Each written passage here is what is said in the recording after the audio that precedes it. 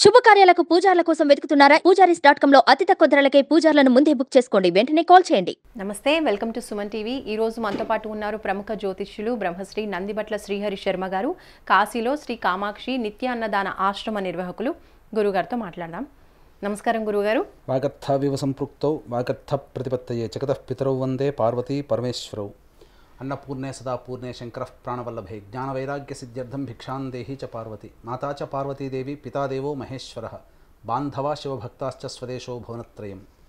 సదాశివసమారంభాం శంకరాచార్య మధ్యమాం అస్మదాచార్యపర్యంతం వందే గురుపరంపరాం. ఆదిత్యాయ చ సోమాయ మంగళాయ బుధాయ చ గురుశుక్రశనిభ్యశ్చ రాహవే కేతవే నమః. శృంగేరి జగద్గురు పీఠాధిపతులు శ్రీ శ్రీ శ్రీ భారతీ తీర్థ మహాస్వాముల వారికి, శ్రీ శ్రీ శ్రీ విధుశేఖర భారతీ తీర్థ మహాస్వాముల వారికి, కంచికామకోటి పీఠాధిపతులు శ్రీ శ్రీ శ్రీ విజేంద్ర సరస్వతి మహాస్వాముల వారికి ప్రణామములు తెలియజేసుకుంటూ కార్యక్రమాన్ని ప్రారంభిద్దాం. ద్వాదశ రాశిలో చివరి రాశి అయిన మీనరాశి వాళ్ళకి ఈ సంవత్సరం అంతా కూడా ఏ విధంగా ఉండబోతుందో గురుగారు తెలియజేయండి. ముందుగా వీక్షించేటువంటి ప్రేక్షకులకి ఆంగ్ల నూతన సంవత్సర శుభాకాంక్షలు తెలియజేసుకుంటూ 2024వ సంవత్సరంలో మీనరాశి వారికి ఎటువంటి శుభ ఫలితాలు కలుగుతాయి, అశుభ ఫలితాలు కలుగుతాయి అనేటువంటి విషయాన్ని క్లుప్తంగా తెలియజేసుకుందాం. ఇక వీక్షించేటువంటి ప్రేక్షకులకు ఒక సందేహం కూడా ఉంటుంది.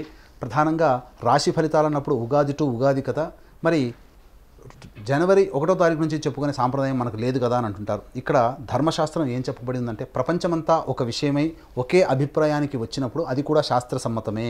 కాబట్టి ప్రపంచమంతా కూడాను నూతన ఆంగ్ల సంవత్సరంగా జనవరి 1వ తారీఖు నుంచి లెక్క పెట్టుకుంటుంది. కాబట్టి మనము కూడా ఈ సంబంధించినటువంటి గ్రహాల యొక్క స్థితిగతులని అంచనా వేసుకుంటూ జనవరి 1 నుంచి డిసెంబర్ 31వ తారీఖు వరకు ఉన్నటువంటి గ్రహాల యొక్క సంచారాన్ని అనుసరించి మనం ఈ సంబంధించినటువంటి రాశి ఫలితాలు మనం చెప్పుకుంటున్నాం. కాబట్టి దీన్ని ఆ విధంగానే ఆంగ్ల సంవత్సర ఫలితాలుగానే మనం భావిస్తూ మనం తెలియచేసుకుందాం.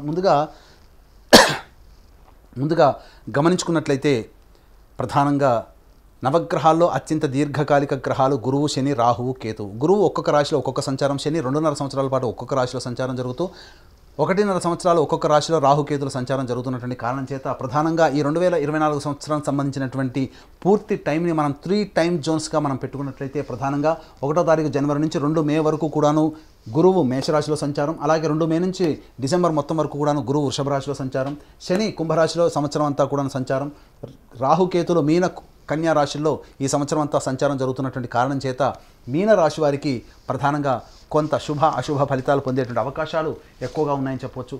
ఇక గమనించుకున్నట్లయితే ప్రధానంగా ఈ మీనరాశి వారికి ఏలినాటి శని ప్రభావం ప్రారంభమైంది. కాబట్టి ఈ ఏలినాటి శని ప్రభావం వలన కొన్ని ప్రయత్నాల్లో ఆటంకాలు అనేటువంటివి సహజంగానే ఉంటాయి.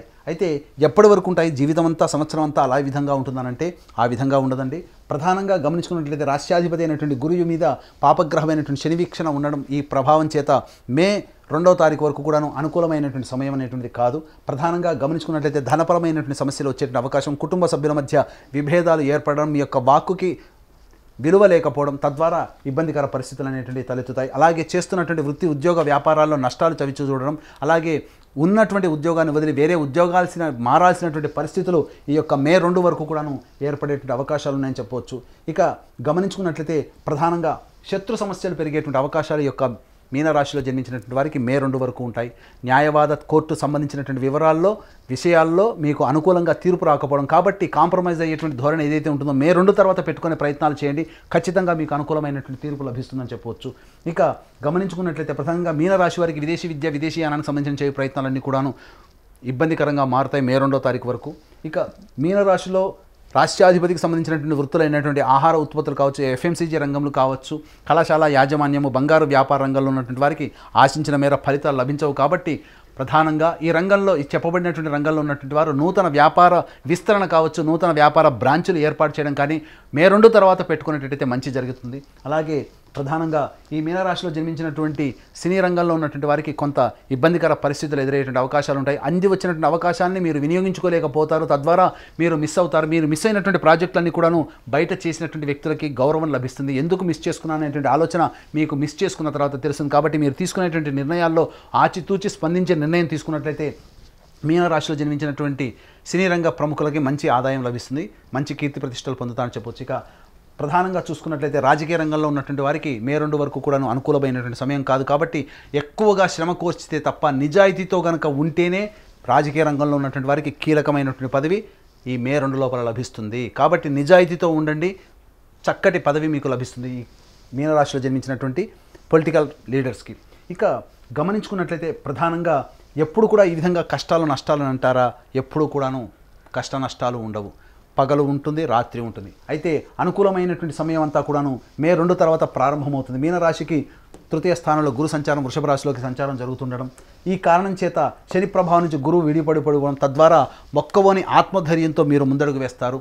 మీకు ఎవరు కూడాను అన్ని రకాలైనటువంటి సహాయ సహకారాలు ఇతరుల నుంచి మీరు పొందుతారు. అలాగే సినిమా రంగంలో ఉన్నటువంటి వారికి మే 2 తర్వాత మంచి అవకాశాలు లభిస్తాయి. తద్వారా మంచి ప్రాజెక్ట్స్లో మీడియా రంగంలో ఉన్నటువంటి వారు, సినిమా రంగంలో ఉన్నటువంటి వారు మంచి ఫలితాలు పొందుతారని చెప్పవచ్చు. ఇక గమనించుకున్నట్లయితే ప్రధానంగా ఈ సంబంధించినటువంటి మీనరాశి వారికి వివాహ సంబంధమైనటువంటి విషయాలు ఏవైతే ఉంటాయో మే 2 తర్వాత మీరు చేసేటువంటి ప్రయత్నాల్లో మీకు కొలిక్కి వచ్చి మీకు జీవిత భాగస్వామి లభించే అవకాశం ఎక్కువగా ఉంటుంది. అలాగే మే 2 వరకు ఇబ్బంది పడుతున్నటువంటి భాగస్వాముల మధ్య విభేదాలు కావచ్చు, జీవిత భాగస్వామి మధ్య విభేదాలు కావచ్చు, అవన్నీ కూడాను తొలగిపోయి చక్కటి ఆనందకరమైనటువంటి జీవితాన్ని మీ జీవిత భాగస్వామితో, చక్కటి వ్యాపారాన్ని మీ యొక్క వ్యాపార భాగస్వామితో మీరు పొందుపరుచుకుంటారు. తద్వారా మీరు జీవితాంతం కూడా గుర్తుండిపోయే విధంగా ఈ 2024 మీకు ఉంటుందని చెప్పడంలో సందేహం లేదు. ఇక గమనించుకున్నట్లయితే ఇటు యొక్క గురు యొక్క ప్రభావం ప్రధానంగా ఉద్యోగం స్థానం మీద కూడా ప్రభావితం చూపుతుంది. అనుకున్నటువంటి ఉద్యోగం మే 2 లోపల మీరు పొందకపోయినా మంచి ఉద్యోగంలో స్థిరపడతారు. కాబట్టి ఉద్యోగ బదిలీలు కావచ్చు, నూతన ఉద్యోగాన్ని ప్రారంభించాలి అనుకునే మీనరాశి వాళ్ళు మే 2 తర్వాత ప్రయత్నాలు చేయండి, తప్పకుండా మంచి ఫలితాలు పొందుతారు. ఇక అంది వచ్చినటువంటి అవకాశాలని అందిపుచ్చుకునే విధంగా మీరు ఎన్ని పుచ్చుకున్నప్పటికీ కూడా ప్రధానంగా కాలం కలిసి రావాలి కదా, ఆ కాలం మీకు డిసెంబర్ లోపల మీకు కలుగబోతుంది. 21 అక్టోబర్ నుంచి 31 డిసెంబర్ వరకు ఉన్నటువంటి కాలము అనుకూలమైనటువంటి కాలం. సర్వ విధాలుగా మీనరాశిలో జన్మించినటువంటి వారికి సంపూర్ణమైనటువంటి యోగ్యత కలుగుతుంది. మీ యొక్క సంతానం అభివృద్ధిలోకి రావడం మీరు ఆనందించేటువంటి విషయంగా చెప్పవచ్చు. అలాగే ఆరోగ్యంతో ఇబ్బంది పడేటువంటి వాళ్ళకి ఆరోగ్య సంబంధించినటువంటి ఇబ్బందులు తొలగిపోయి ఆనందకరంగా జీవితాన్ని పొందేటువంటి అవకాశం ఉంటుంది. మంచి వైద్యుడు కానీ మంచి మందు కానీ మీకు 21 అక్టోబర్ నుంచి డిసెంబర్ లోపల మీకు అందుబాటులోకి వస్తుంది. తద్వారా మీరు అనుభవిస్తున్నటువంటి రోగాలకి చెక్ పెట్టేటువంటి అవకాశం డిసెంబర్ 31 లోపల, అనగా 21 అక్టోబర్ నుంచి డిసెంబర్ 31 లోపల కలుగుతుందని చెప్పవచ్చు. ఇక గమనించుకున్నట్లయితే ఈ మీనరాశి వారికి ఎన్ని ఇబ్బందులు లేనప్పటికీ కూడాను రాహుగ్రహ ప్రభావం చేత అమితమైనటువంటి ఆత్మవిశ్వాసంతో ముందడుగు వేస్తారు. అదే మీ యొక్క ఆయుధంగా మీరు ఉపయోగించుకోండి. తద్వారా మీ ఆత్మవిశ్వాసాన్ని ఎక్కడా కోల్పోకుండా మీరు కనుక ప్రయత్నం చేసినట్లయితే చక్కటి జీవితాన్ని మీరు పొందుతారని చెప్పవచ్చు. మే 2 వరకు కూడాను ప్రధానంగా అనుకూలమైనటువంటి సమయం కాని కారణం చేత గొప్ప గొప్ప ప్రయత్నాలు చేపట్టకుండా ఉండడమే చాలా మంచిది. మే 2 తర్వాత మీరు చేసేటువంటి ప్రయత్నాల్లో గురు అనుగ్రహము, అటు సంబంధించినటువంటి యోగ్యత మీకు కలగడం చాలా ఆనందదాయకంగా ఉంటుంది. అలాగే విదేశీయానం, విదేశీ ప్రయత్నం చేసేటువంటి ప్రయత్నంలో ఉన్నటువంటి వాళ్ళు అక్టోబర్ కల్లా మీరు విదేశంలో స్థిరపడిపోతారని చెప్పడంలో సందేహం లేదు. ఇక గమనించుకున్నట్లయితే కోర్టు ఇతరత్ర వ్యవహారాల్లో కాంప్రమైజ్ ధోరణికి వచ్చి మీరు అనుకూలంగా, మీకు తీర్పు అనుకూలంగా రావడం, మీకు ఫేవరబుల్గా మీకు పనులు జరగాలి అని అనుకుంటే మే 2 తర్వాత మీరు ప్రయత్నాలు ప్రారంభించండి. 21 అక్టోబర్ తర్వాత మీకు అనుకూలమైనటువంటి సమయం మీకు ఆసన్నమవుతుంది. ఆ సమయాన్ని దృష్టిలో పెట్టుకొని మే 2 నుంచి మీరు చేసే ప్రయత్నాలన్నీ కూడాను అనుకూలంగా ఉంటాయని చెప్పవచ్చు. ఇక గమనించుకున్నట్లయితే ప్రధానంగా నూతన వ్యక్తుల యొక్క పరిచయ ప్రభావం మీ జీవితాన్ని అభివృద్ధి బాటలోకి మే 2 తర్వాత మీరు అనుభవిస్తారు. తద్వారా ఒక వ్యక్తి మీ జీవితాన్నే మార్చే గతిగా మారుతుంది. తద్వారా మీరు మంచి జీవితాన్ని పొందుతారని చెప్పవచ్చు. ఇక గమనించుకున్నట్లయితే ప్రధానంగా ఈ యొక్క 21 అక్టోబర్ నుంచి మీకు ఆరోగ్యం కుదుటపడుతుంది. అలాగే మీరు స్పెక్యులేషన్ రంగంలో ఉన్నట్లయితే మంచి యోగాన్ని పొందుతారు. ప్రధానంగా మనకు శత్రువయ్యే మనకు ఎదురొట్టి సలాం కొట్టే స్థితి 21 అక్టోబర్ నుంచి డిసెంబర్ వరకు ఉంటుంది. కాబట్టి శత్రువులు సైతం మీకు ఆనందదాయకమైనటువంటి నిర్ణయాలు తీసుకొని మీకు అనుకూలంగా మారుతారు. కాబట్టి అనుకూలమైనటువంటి సమయం 21 అక్టోబర్ నుంచి డిసెంబర్ వరకు కూడా ఉంటుంది. కాబట్టి జాగ్రత్తగా మీ యొక్క ప్రణాళికల్ని ఆ యొక్క ప్లాన్ ప్రకారం కనుక మీరు పొందుపరుచుకున్నట్లయితే మంచి విషయాలు, మంచి ఆనందాన్ని పొందుతారని చెప్పడంలో సందేహం లేదు. ఏ తర్వాత ఈ మీనరాశి వారికి సంబంధించి చెప్పొచ్చేది ఏంటంటే మే 2 వరకు కూడా కాస్త సంయమనం పాటించండి. మే 2 నుంచి 21 అక్టోబర్ వరకు మీరు ప్రయత్నాలు గట్టిగా చేయండి, దైవానుగ్రహాన్ని పొందే ప్రయత్నం చేయండి. 21 అక్టోబర్ నుంచి మే 2 నుంచి 21 అక్టోబర్ వరకు మీరు చేసినటువంటి ప్రయత్నాలకు సంబంధించినటువంటి ఫలితాలన్నీ కూడా 21 అక్టోబర్ నుంచి డిసెంబర్ 31వ తారీఖు లోపల మీరు పొందుతారని చక్కగా చెప్పవచ్చు.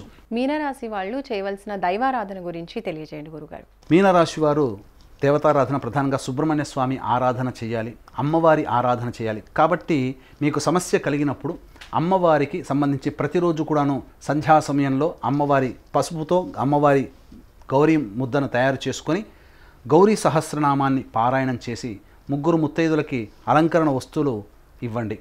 అలాగే బగళాముఖి ఆరాధన, చాలా విశేషమైనటువంటి ఫలితాలని అందిస్తుంది. కాబట్టి ప్రతిరోజు కూడాను దత్తాష్టకము, బగళాముఖి కవచము అనేటువంటిది రోజుకు 3 సార్లు పారాయణం చేయండి. కష్టము కలిగినప్పుడల్లా ఈ విధమైనటువంటి దైవ అనుగ్రహాన్ని పొందే ప్రయత్నంలో భాగంగా చెప్పినటువంటి పరిహారాలని ఒక 21 రోజుల పాటు పాటించండి. తప్పకుండా మీకు మంచి జరుగుతుంది. అలాగే ప్రతి మనిషి కూడాను ఆనందంగా ఉండాలని అనుకోవడంలో తప్పు లేదు. 2023లో పడ్డటువంటి కష్టాలు 2024లో పడకూడదు, నష్టాలు 2024లో చవి చూడకూడదు. అలాగే జీవితంలో మంచి మంచి నిర్ణయాలు తీసుకొని జీవితం అందుబాటులో ఆనందంగా ఉండాలనేటువంటి ఆలోచన ప్రతి ఒక్క వ్యక్తి చేస్తాడు. అయితే ఈ సంబంధించినటువంటి చేయు ప్రయత్నాల్లో రవ్వంత దేవతానుగ్రహం కూడా కావాలి. ఎందుకంటే మనిషి ఎంత ప్రయత్నం చేసినప్పటికీ కూడాను గ్రహాలు అనుకూలంగా లేనప్పుడు వచ్చే ఇబ్బందులు చెప్పనలవి కావు. కాబట్టి మీ యొక్క సంకల్పం నెరవేరాలనేటువంటి ఒక సదుద్దేశంతో మా పీఠం ఆధ్వర్యంలో ప్రతి నెల 21 రోజుల పాటు సంకల్ప సిద్ధి హోమాదులు అనేటువంటివి జరుగుతాయి.